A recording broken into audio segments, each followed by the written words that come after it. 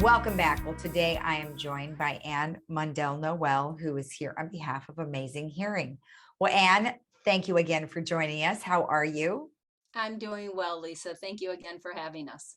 You're welcome. Now, there's a lot of, I think, probably misinformation out there, and lots of people think they can just go buy whatever on their own sometimes without any advice or knowledge from somebody who knows. They're like, oh, I saw this ad. But there might be a lot of misinformation out there. What are some things that you would like to let people know about? Well, first off, I guess recently President Biden made a statement saying, oh, the cost of hearing aids are too high. You can just go buy them over the counter. Oh boy. And although over the counter hearing aids have become a little bit more um, aware, people are a little bit more aware of them, they really have been in the industry for over 20 years. So it's Hmm. nothing new, kind of like peeper glasses when you're first getting started with vision issues. You can go and kind of get something to get by. But the bigger thing is that there's new players in the field. Ah, And so that's why I think a little people are a little bit more aware of some of the over the counter hearing aids, kind of like Bose, right? So Bose is saying, "Oh, we have this over the counter hearing aid." Well, if you look at it on the picture there, you can see that it's something that you wear around your neck as well as something in your ears. And you think, well, what in the heck with that? Well, they're having a hard time getting the sound quality along with the battery. So that battery is mm, sitting along your neck. Um, right. Other people will get the over-the-counter hearing aids and they're bigger and they're bulkier. So it is kind of an intro thing, but it's nothing that's new. And we just want to be careful about how you think about hearing aids. Yeah, and I would imagine that the statement was probably made primarily, obviously, for cost reasons. And some insurances don't participate in the cost of some of these fancier hearing aids that would be more desirable. So I think the advice may have just been, well, wouldn't you be able just to go and buy them over the counter? However, as you have mentioned, just like anything else, you buy something over the counter without the availability of knowledge or guidance, who knows what you're getting? Right. And the over-the-counter hearing aids are only for mild hearing losses, beginner hearing losses, people who think that they need just a little bit of a boost. Mm. But what happened is the next day, the attorney generals nationwide were like, time out. No, no, Yeah, you're not saying the right thing, because although the cost of hearing aids may appear to be high, it is a medical condition. It requires a professional, especially an audiologist with a master's or doctorate degree. You're going to get a different experience. It's just different. And so the attorney generals came out and said, warning, warning, Will Robinson, be careful, because if it seems too good to be true, it probably is. You're not getting even your money's worth with some of those products. So we just want people to be aware that fitting hearing aids is an art and a science. hmm hmm There's a lot of science behind it. That's why we have a master's degree or doctorate degree in hearing sciences, understanding the physiology of the brain and the body and neuroplasticity. But it's hmm also an art. It's the skill of understanding the hearing aid, listening to the patient, understanding their needs. Everybody's ears are shaped differently. So it's Right. trying to get that custom fit and feel where they are seamless. You should put a hearing aid on and not even feel like it's there. Exactly. What prompted President Biden to say that?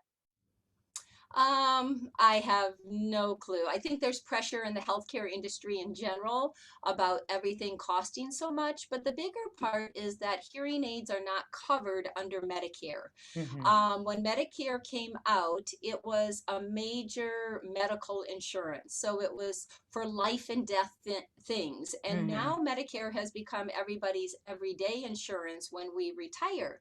So what happens is eyes, ears, and teeth are not covered under Medicare because they are not major medical, not life and death. So what's Hmm. happening is the supplemental insurances are starting to come in and give some coverage for eyes, ears, and teeth. Hmm. And the problem is that people think that insurance is the same when they use their supplement, and it's not. They're getting a discount plan or discount program towards some of these devices, but it's not true insurance. And so there's a lot of confusion out there. Yeah, that's kind of unfortunate because, most of us would think that once you do have the availability to go to Medicare, that it'll pretty much take care of everything, but that is totally not the case.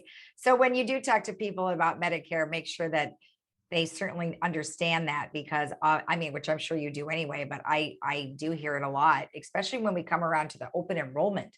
Hmm. They always talk about A plans, B plans, supplemental, and I can't even imagine when I get to that situation. It seems so confusing.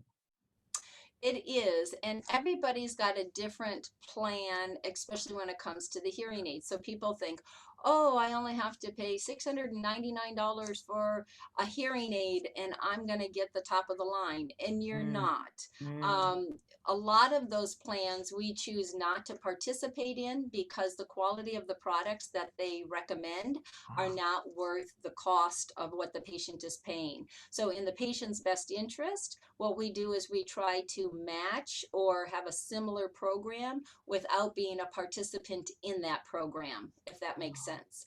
So Yeah, it does. It we does. encourage people that even if you go and check your insurance plan and amazing hearing is not part of it, don't use that as a barrier. Come in, talk to us, and we can tell you or advise you kind of the best way to go in each situation. If they actually have insurance with their hearing aids and their insurance company is paying a portion, then we're going to direct them and say, hey, this is the best way you should go. You should go back to this provider. But oftentimes that's not the case. They have Mm, just a discount plan and mhm. not true insurance coverage. Is there any way for somebody to obviously come to you, ask you, okay, this is what my plan will cover. What do you recommend? And then you recommend something. Have you ever heard of anyone going back to their provider, even if it was Medicare, and say, look, this is not going to work for me, but this does? Do they ever get that covered? So the short answer on that is we would recommend that they go back to their provider and try to get resolve with them. Mhm. We definitely can do a lot of measuring and advising people. When I say measuring, we can actually measure the hearing aid performance while it's in your ears, Mm, and we can give them a recommendation to go back and ask for certain adjustments or things to be done. okay. But the wonderful part about it is that there is always a 45-day trial that is state and federally mandated. So, no matter what, if at the end of the 45 days, for whatever reason, you're not happy, you can return the hearing aid Ah, and then start somewhere else. So, it okay. is to the consumer's advantage that they Okay. do have that window, and we recommend that you use it, right? You Okay. should love your hearing aids at the end of the trial. Right, exactly. Now let's talk about somebody who, if they have Medicare, but they don't have the insurance, the supplemental insurance that may provide for hearing loss. What are some of the plans you guys might have, or is there something like I've heard of Care Credit? Is that anything that you participate with? It is.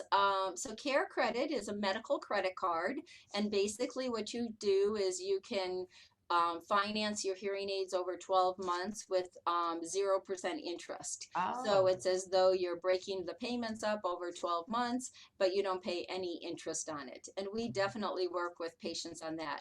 Our goal is not to sell hearing aids. Our goal is to change lives through hearing. So we have price points that are very low. We compete very easily with the big box stores, but we have a better quality product. And then we go to the high end. Again, we know that the brain is looking for the cleanest, clearest signal to process. So mhm. if I can give the brain that information, then it's up to the brain to do the processing and the work. Right. But what we want to do is match up lifestyle expectations with performance, right? So we Hmm. test cognitively to see how the brain is performing. We test to see how the brain can process in background noise. And based upon that information, we can make a good recommendation as to what level of hearing aid a patient should consider. Right, right. Well, all great information. Thank you so much. It's always great to see you. Thank you, Lisa. I just want to give a plug to say that we are still collecting plastic bottles and aluminum cans for recycling for water wells in Uganda. So if anybody has those, please feel free to drop them by the office. All right. Thank you again. Have a good day. All right. You too. And if you want more information about what we've just discussed, you can go to amazinghearing.net. We'll be right back.